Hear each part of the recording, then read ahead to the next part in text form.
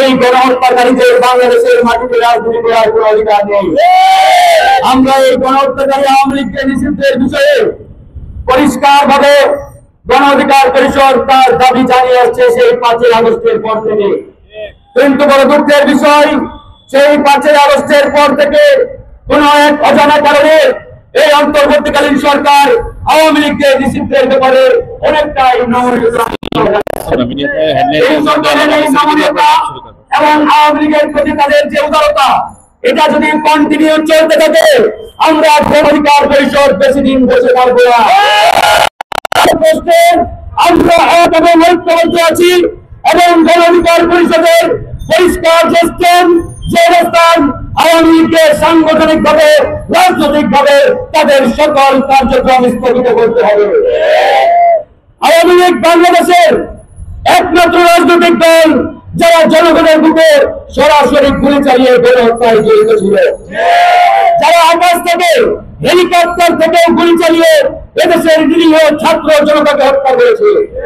সুতরাং এই গণহত্যাকারী আওয়ামী লীগ এই বাংলাদেশের মাটিতে যদি রাজনীতি করার কোন আস্থান দেখায়, তাহলে আমরা গণ অধিকার পরিষদ তাদের সেই আস্থানকে প্রতিরোধ করার জন্য প্রস্তুত আছি। আজকে যে সরকারকে ক্ষমতায় এনেছি আমরা, আমাদের প্রত্যাশা ছিল এই সরকার ক্ষমতার চেয়ারে বসে এই গণহত্যাকারী আওয়ামী লীগকে সবার আগে নিষিদ্ধ করবে। কিন্তু আজকে এই বিপ্লবের 5 মাস পেরিয়ে গেল, আওয়ামী লীগ নিষিদ্ধের ব্যাপারে অন্তর্বর্তীকালীন সরকারের পক্ষ থেকে আমরা কার্যকর কোন উদ্যোগ দেখতে পাচ্ছি না। অনেকাংশে আমরা দেখতে পাচ্ছি এই সরকারের কতিপয় উপদেষ্টা আওয়ামী লীগকে পুনঃপ্রতিষ্ঠা করার জন্য আড়ালে আবদালে কার্যক্রম চালিয়ে যাচ্ছেন। তাই বন্ধুগণ, আজকে গণ অধিকার পরিষদ 64টি জেলায় আমরা কর্মসূচি ঘোষণা করেছি। 64 জেলা থেকে জেলা প্রশাসনের মাধ্যমে প্রধান উপদেষ্টা বরাবর স্মারকলিপি প্রদান করা হচ্ছে।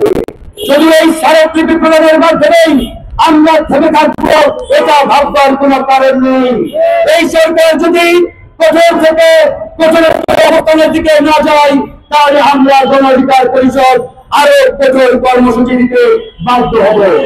আরেকটি বিষয় আমরা লক্ষ্য করছি, বাংলাদেশের 2-টি রাজনৈতিক দল তারাও মনে করে ভোটের মাঠে আওয়ামী লীগের ভোট ব্যাংক টানার জন্য আওয়ামী লীগকে নিষিদ্ধ করতে চায় না, কিংবা আওয়ামী লীগের নিষিদ্ধের পক্ষে 2-টি রাজনৈতিক দল পরিষ্কারভাবে তাদের অবস্থান ব্যক্ত করছে না।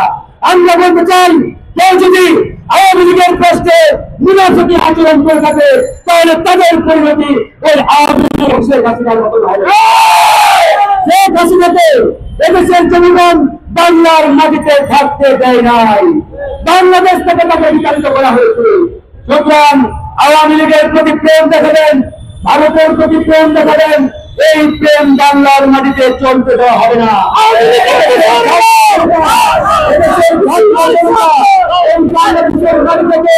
ভারতীয় আধিপত্যবাদ, ভারতীয় এজেন্টের আধিপত্যবাদকে চিরবিরোধ করেছে। সুতরাং ভারতীয় কোনো দালালি, রয়ের কোনো দালালি এই বাংলাদেশে চলতে দেওয়া হবে না। তাই আমরা প্রত্যেকটি রাজনৈতিক দলকে উদাত্তভাবে আহ্বান জানাবো, আসেন আওয়ামী লীগের প্রশ্নে, আওয়ামী লীগের দোষরদের প্রশ্নে আমরা এক এবং ঐক্যবদ্ধ থাকি।